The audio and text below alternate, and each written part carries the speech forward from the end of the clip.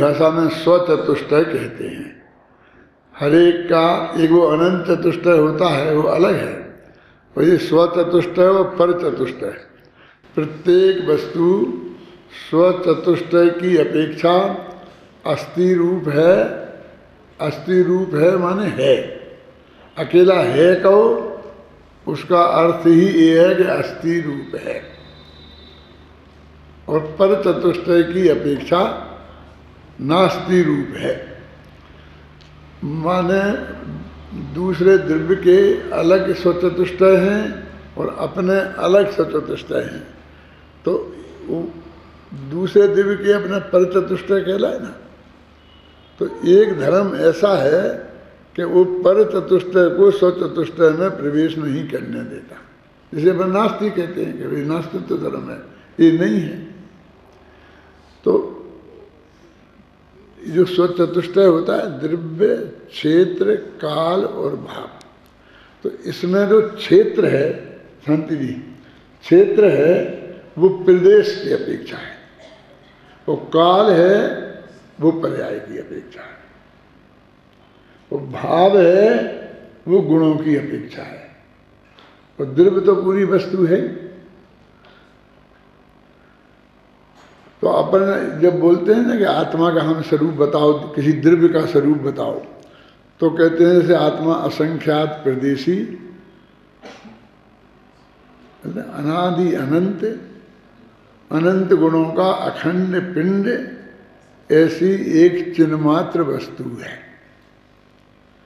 तो ये अपने पूरी बात हुई बात, मैंने हमने पूरे आत्मा का कथन कर दिया।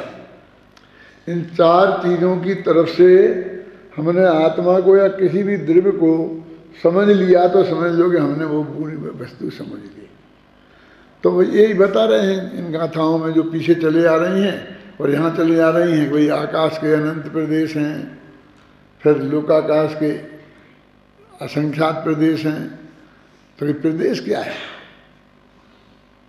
क्या आकाश का अथवा द्रव्य का वो सबसे छोटे से छोटा हिस्सा जिसमें को एक पुद्गल का परमाणु, शुद्ध पुद्गल का परमाणु, स्कंद नहीं, जितनी जगह घेरे उतनी जगह को प्रदेश कहते हैं। तो प्रदेश की परिभाषा परमाणु से की गई है। इसमें लिखा है परमाणु से, जिस तरह परमाणु से है नाप गगन प्रदेश का। पहली पंक्ति है ना कि परमाणु से प्रदेश का नाप होता है। हम आकाश तो अखंड है, तो इसके कितने हिस्से को हम एक प्रदेश कहें? तो कहते जितने हिस्से में पुद्गल का एक परमाणु ठहरे उतने हिस्से को हम प्रदेश कहते हैं। तो प्रदेश का नाप हमने पुद्गल परमाणु से किया। जिस तरह परमाणु से है नाप गगन प्रदेश का, और फिर हमने कह दी वो अनंत। तो अनंत परमाणु अलग अलग, जैसे जहाँ ठहर जाए उतनी जगह उतना आकाश है। फिर कहते हैं बस उस तरह ही शेष का परमाणु रहित प्रदेश से। अब बाकी के द्रव्यों का कैसे गिने? तो हमने कहा ना जितना एक परमाणु घेरे वो एक प्रदेश है, तो अब बाकी के हम जीव का कैसे कहें?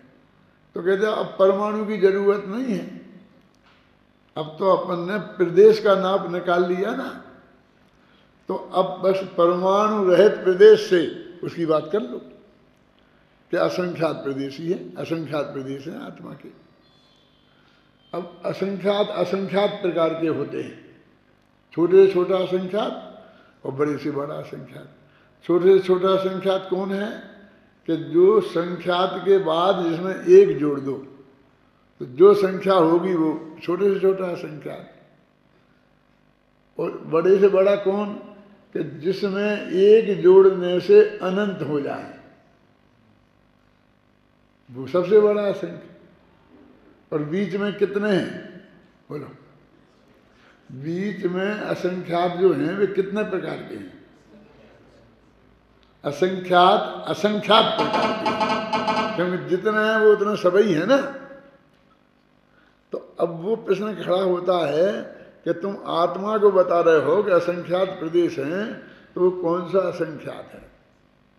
तो फिर असंख्यात के भेद गिनाओ कि वो सबसे बड़ा, सबसे छोटा, फिर बीच के और मध्य के और फलाना, अब कितने कितने भेद करो। तो उनने कह दी असंख्य लोक प्रमाण। ये शब्द अपन बार बार बोलते हैं। सब लोग ऐसा अर्थ समझते हैं कि असंख्यात लोक है ना, उनमें जितने प्रदेश होते उतने। ऐसा नहीं है अर्थ।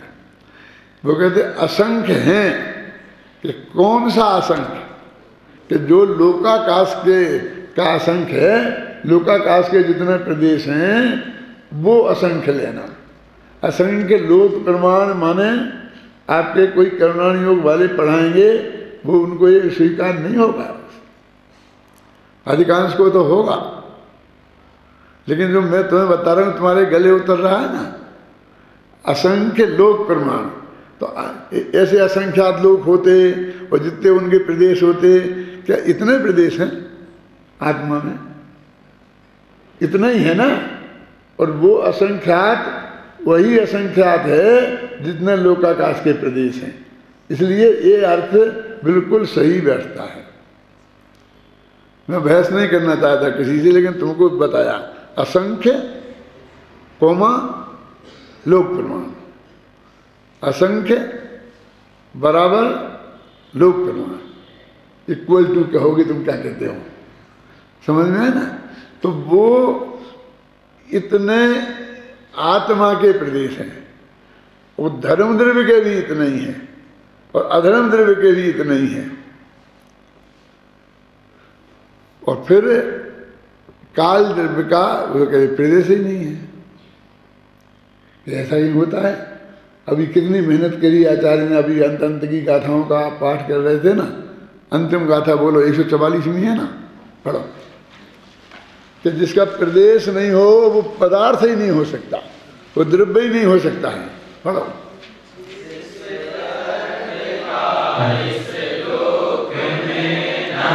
एक भी परदेश हो, वह शून्य ही है जगत में, परदेश बिन ना अर्थ हो। प्रदेश के बिना पदार्थ होता ही नहीं है।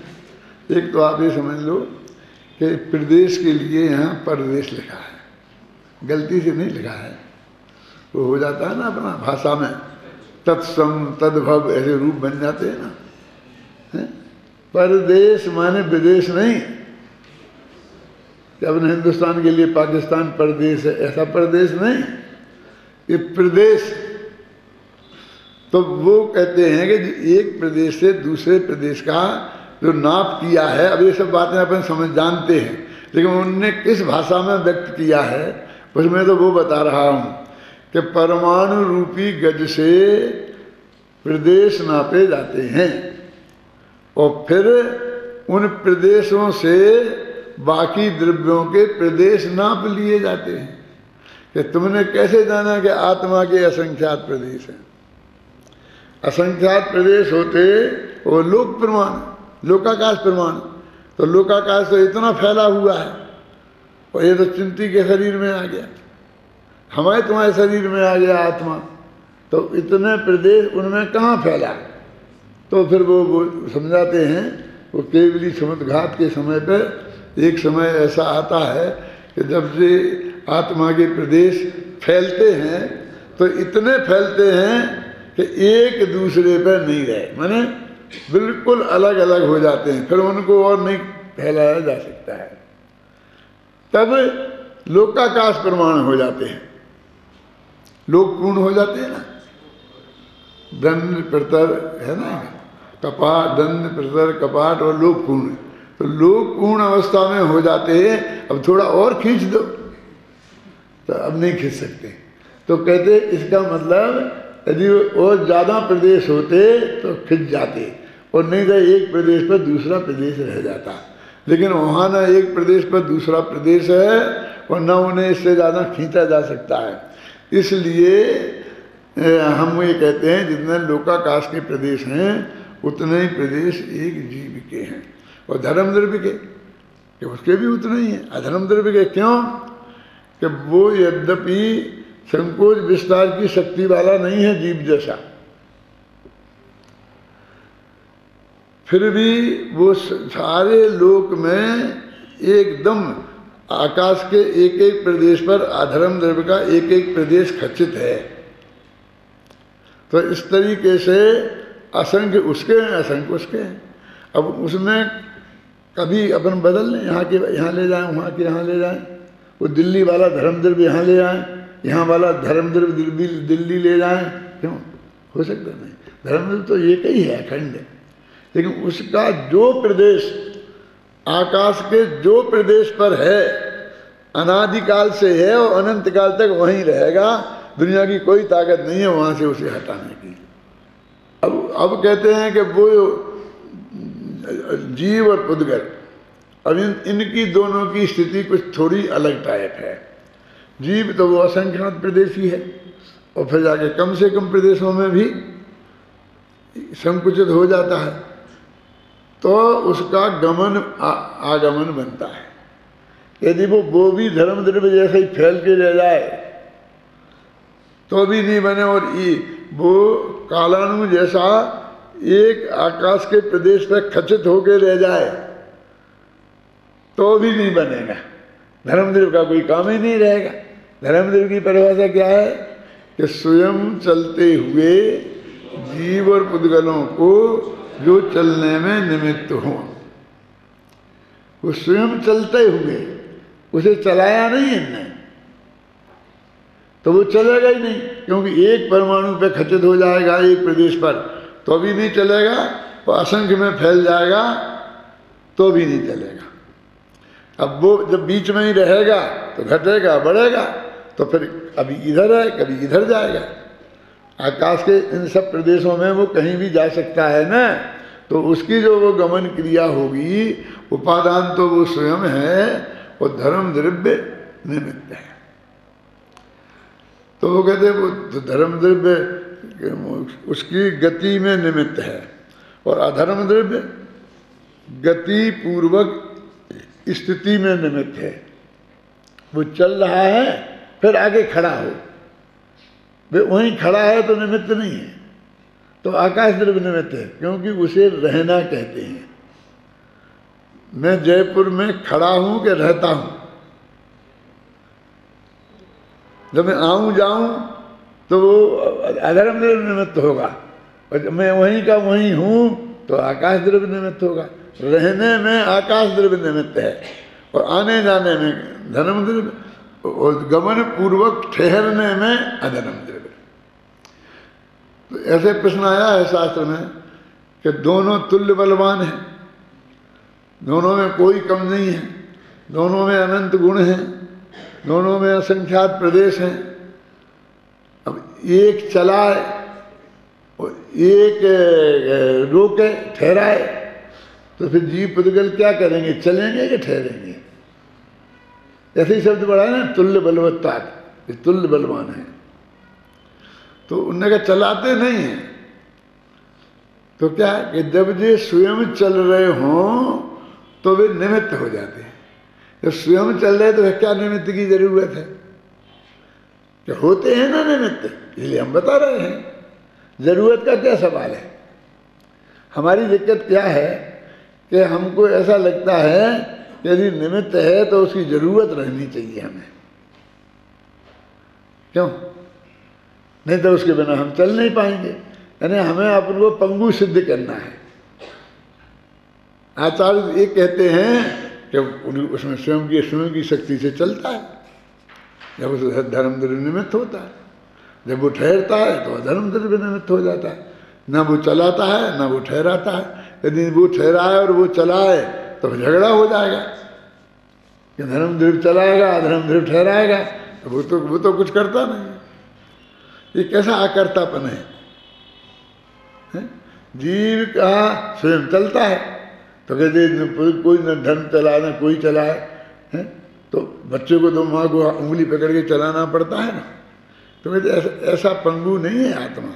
कोई भी जीव पुद्गल में कोई भी पदार्थ उसे स्वयं में चलने की, कल बताई थी ना, 14 राजू चलने की बहुत बड़ी 14 राजू माने बहुत बड़ी स्थान है।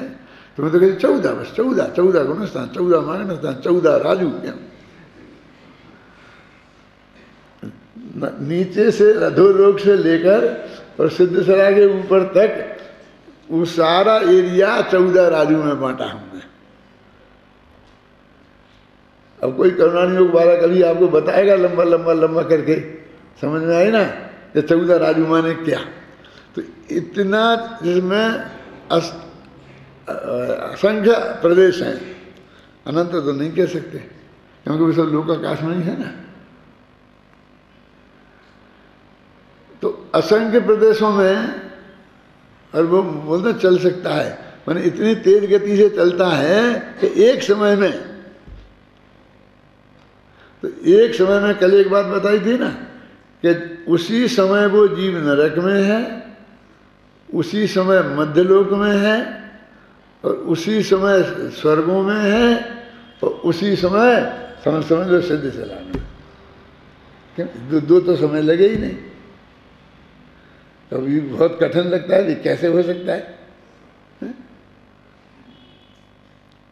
हम पुलिस में यही तो सिद्ध करते हैं, वो कहते हैं कि तुमने वहाँ उसकी हत्या की, कि जिस समय वो हत्या हुई उस समय तुम्हें फलाना बम्बई में था, और वहाँ प्रमाण देते हैं अस्पताल में भर्ती था, ये मेडिकल सर्टिफिकेट है, मेरा ऑपरेशन हुआ था, ऐसा अपन देते क्या नहीं। माने एक जीव दो जगह नहीं हो सकता एक समय, ऐसा तो माने ही क्या रखा है, उसे हमें सिद्ध करना है। यहाँ तो कहते हैं हो सकता है। अपना ही आत्मा जब लोक पूर्ण होता है तो एक समय में असंख्यात जगह रहता है कि नहीं।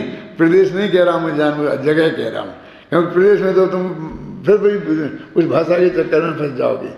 असंख्यात प्रदेश में वो जगह जगह अलग अलग है ना, तो असंख्यात जगह रहता है कि नहीं वो बोलो। लोकाकाश के जितने प्रदेश हैं उतनी जगह है, और उसमें वही आत्मा एक ही समय में यहाँ भी है और वहाँ भी है। बोलो बहुत गजब लगता है, ऐसा नहीं लगता। तो इसमें क्या है, देखो मेरा आत्मा है ना, तो इधर है कि नहीं, इधर भी है, और पैरों की उंगलियों में है कि नहीं, दोनों में एक साथ है। तो जब दो जगह में एक साथ रह गया तो वहाँ क्या दिक्कत है? ये ध्यान वाले हैं ना, कुछ पढ़ते वढ़ते तो कुछ है नहीं, पढ़ने में तो इनको कुछ बोल लगता, तो कहते देखो नाक की नोक पर आत्मा का उपयोग लगाओ, नाक की नोक पे लगाओ, फिर उससे क्या होगा। मैं कहता हूँ नाक की नोक पे लगाओगे तो नाक दर्शन होगा, आत्मदर्शन नहीं होगा। भाई नाक की नोक पे लगाओगे, नाक को देखोगे तो नाक दिखेगी, इसमें क्या कहता है? कहने नहीं, वहाँ आत्मा के प्रदेश हैं, तो वे आत्मा के प्रदेश दिख जाएंगे। क्यों दिख जाएंगे? चर्म की चक्षुओं से हैं? अरे उसे देखने के लिए रूपी पदार्थ चाहिए, वो आत्मा अरूपी है, नहीं दिखेंगे वो। और यदि दिख जाएंगे तो अंगूठे में अभी तो आत्मा के प्रदेश हैं, इस उंगली में भी तो आत्मा के प्रदेश हैं, तो यहाँ में ध्यान लगाऊंगा तो क्यों नहीं दिखेगा आत्मा? यहाँ लगाऊंगा तो दिखेगा, यहाँ लगाऊंगा तो नहीं दिखेगा। अब वो बेचारे सब समझते नहीं हैं, सब ऐसे ऐसे पहुँचते हैं। ये हमारे विद्यार्थी जो जाने वाले हैं नहीं, जाओगे हैं? जो कुछ नहीं समझते हैं वे पहुँचेंगे। हाँ बिल्कुल बिल्कुल। लेकिन यहाँ कुछ ज़्यादा प्रदेश होते हैं, यहाँ अच्छे प्रदेश होते हैं, ये 8 प्रदेश होते हैं, मध्य के होते हैं। क्या क्या क्या कहते हैं आपको मालूम है? ये जो आत्मा के असंख्य प्रदेश हैं, ये 24 घंटे ऐसे ऐसे घूमते रहते हैं। ये 24 घंटे बहुत तेज रफ्तार से, एक समय भी नहीं रुकते हैं। वो है ना, पहले तत्वासु छपा था, उसमें 60 प्रश्नोत्तर छपे थे अंत में, वो फूलचंद जी सिद्धांत शास्त्री ने लिखे थे, धवला के आधार पर ये प्रश्नोत्तर थे। तो उसमें एक प्रश्न ये था कि हमारे जो आँख है ना, तो हम चक्षु इंद्रिया वर्ण कर्म का क्षयोपम है ना, तब दिखता है, आँख से थोड़ी दिखता है। आत्मा में चक्षु इंद्रिया वर्ण कर्म का क्षयोक्षम होना चाहिए तो दिखता है ना। और आंख भी चाहिए, निर्वृत्ति और उपकरण भी चाहिए, और लब्धि और 4 चीजें चाहिए, समझे ना। तो ये वो कहते हैं कि यदि हम ये माने यदि आंख है यहीं पर वो है, चक्षु इंद्रिया वर्ण कर्म का क्षयोक्षम, वो इधर नहीं है, नहीं इधर से दिख जाता। तो वो कहते हैं कि आत्मा के प्रदेश तो निरंतर घूमते रहते हैं, तो यहाँ वाले यहाँ पहुँच जाते, यहाँ वाले यहाँ पहुँच जाते, तो सभी में है वो। और जहाँ उसे वो मिल गया आँख वहाँ से दिख गया, और जहाँ नहीं मिली आँख में नहीं दिखा। माने वही हो गया ना, भाव के साथ द्रव्य का सुमेल होना चाहिए, इसको निमित्त बोलते हैं।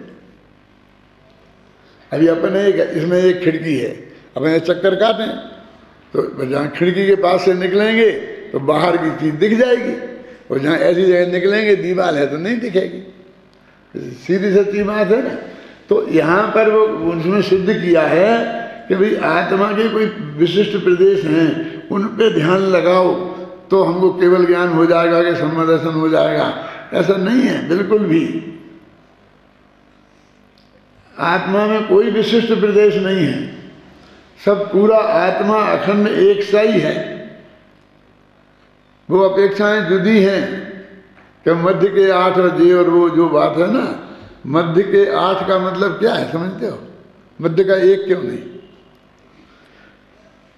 देखो ये 3 अंगुलियां हैं, तो बीच की कितने? 1 है ना।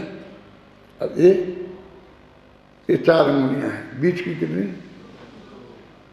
अब एक उंगली को बीच की, इसे बीच की कह सकते हो, क्यों? इस तरफ 1 है, इस तरफ 2 हो गई, तो बीच की नहीं रही। बिल्कुल बीच मध्य की होनी चाहिए ना, तो कहेंगे 2 उंगलियां मध्य की होंगी, 1 उंगली मध्य की नहीं हो सकती, 2 को ही कहना पड़ेगा। अब ये ऐसे थे ना, ऐसे, अब ये ऐसे गिनो, तो ऐसे गिनेंगे तो फिर 2 और, तो 4 उंगलियों को हम मध्य की कह पाएंगे, ऐसे लगाएंगे, समझे ना। 4 उंगलियों को मध्य की कह पाएंगे, और फिर नीचे से ऊपर गिनो तो 8 उंगलियों को हम मध्य की कह पाएंगे। तो आत्मा के प्रदेश समसंख्या में हैं। समसंख्या समझते हो? 2, 4, 8 सम संख्या, 1, 3, 5 ये विषम संख्या। तो सम संख्या में होने से उसके 8 प्रदेशों से कम को मध्य नहीं कहा जा सकता। उसको मध्य कहने के लिए कम से कम भी 8 प्रदेश चाहिए। अब कहते हैं सारे प्रदेश घूमते हैं और मध्य के नहीं घूमते हैं, तो फिर आत्मा टूट जाएगा ना, क्योंकि मध्य के घूमेंगे नहीं और बाकी के सब घूमेंगे। एक किताब ऐसी घूमे और बीच की इसमें एकदम कुछ प्रदेश नहीं घूमे तो वे कीली जैसे अलग नहीं हो जाएंगे, तो ऐसा हो ही नहीं सकता। तो फिर क्या है? मध्य के 8 प्रदेश नहीं घूमते, वो घूमते तो हैं लेकिन वो उसी जगह पे घूमे ना।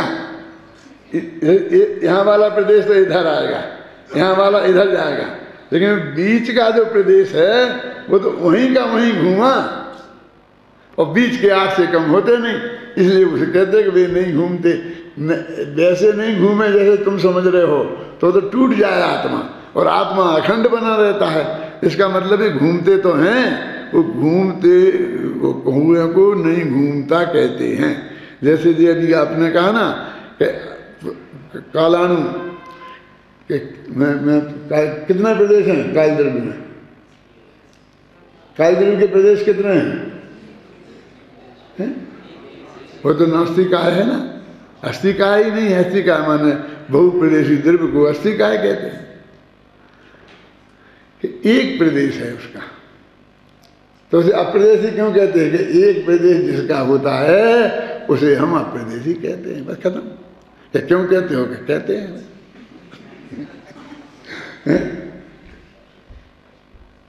तो उसी को हम अप्रदेशी भी कहेंगे और उसी को एक प्रदेशी भी कहेंगे। माने बिल्कुल प्रदेश होए नहीं, ऐसा कोई द्रव्य होता नहीं। वो अपन ने कौन सी गाथा पढ़ी अभी 144 में, कि जिसमें प्रदेश नहीं हो ऐसी कोई वस्तु जगत में होती ही नहीं। अब वहां तो पहले कह दिया नाड़ो कि उसका कोई प्रदेश नहीं है, और फिर अभी सिद्ध करने में पसीना छूट रहा है, यानी बिना प्रदेश से। अब कह रहे ये सिद्ध कर रहे तो कि तुम ही बता रहे हो, हमें तो पता नहीं था। एक प्रदेशी और अप्रदेशी कोई ऐसा ही रूप है ना। देखिए अभी दो भाई हैं, एक तो दो है ना, तो दो भाई हुए, तीन होते तो तीन भाई हो जाते, चार होते चार भाई हो जाते, और एक होता तो कोई भाई नहीं है। नहीं है कि एक भाई है, क्या कहें बोलो इसे। तुम दो भाई हो, ये तीन भाई हैं, ये चार भाई हैं, और इनका कोई भाई नहीं है, भाई नहीं है। तो ये तो है, एक भाई तो हुए, कि जब दूसरा हो भाई तो वो भाई कहलाता है। माने भाई की अपेक्षा भाई होता है ना। वो भाई ही नहीं हो तो अपेक्षा नहीं, तो वो भाई कैसा। मैं कहता हूं ना कि पिता और पुत्र की उम्र बराबर होती है, समझ में आई? क्यों? कि जब तक पुत्र नहीं है तब तक वो पिता किसका? पिता नहीं है ना। तो जिस दिन पुत्र पैदा हुआ उसी दिन बाप भी पैदा हुआ। माने बाप पने पैदा हुआ, उसको बाप संज्ञा उसी दिन आई। तो एक भाई के लिए दूसरे भाई की संज्ञा चाहिए,